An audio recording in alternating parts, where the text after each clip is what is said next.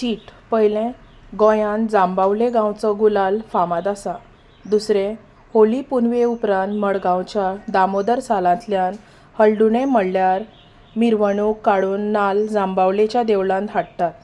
तिसरें ते उपरांत येवपी मंगळाराच जांबावलेचो गुलाल उत्सव जाता.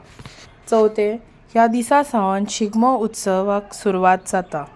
पांचवें जांबावले गुलालाक गोंय आनी हेर राज्यांतल्यान हजारांनी भावीक येतात.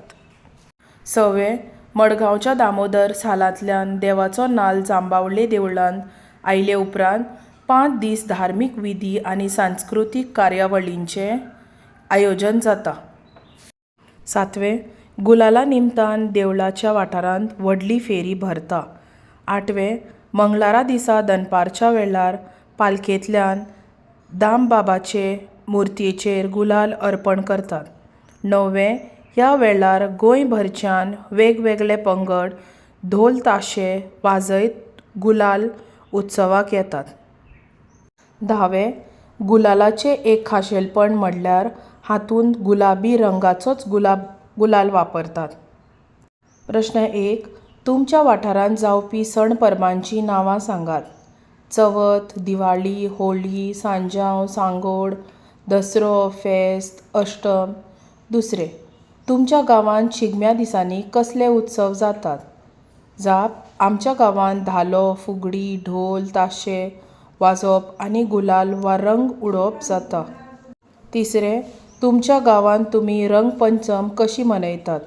जाप आमच्या गांवांत आमी रंगपंचम रंग लावन मनयतात. चवथें शिगम्यांक खंयचीं पारंपरीक वादां वाजयतात. जाप शिगम्यांक ढोल ताशे पारंपरीक वादां वाजयतात. चिंतून बरेयात. पयलें गोंयांत खंयच्या गांवचो गुलाल फामाद आसा. जाप गोंयांत जांबावले गांवचो गुलाल फामाद आसा. दुसरें होळी पुनवेक उपरांत दामोदर देवाचो नाल्ल मिरवणूक काडून खंयच्यान खंय हाडटात.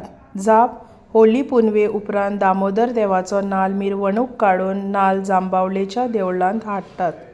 तिसरें मंगळारा दिसा गुलालाची सुरवात कशी जाता. जाप मंगळारा दिसा दनपारच्या वेळार पालखेंतल्यान दामबाबाचे मुर्तयेचेर गुलाल अर्पण करतात. ताचे उपरांत गुलालाक सुरवात जाता. चवथें जांबावले कसल्या रंगाचो गुलाल वापरतात. जाप जांबावले गुलाबी रंगाचो गुलाल वापरतात. पांचवें गुलाला निमतान कसल्यो कार्यावळी आयोजीत करतात. जाप गुलाला निमतान धार्मीक विधी आनी सांस्कृतीक कार्यावळींचें आयोजन करतात. कोंकणींत थोडेशे रंग शिकुया.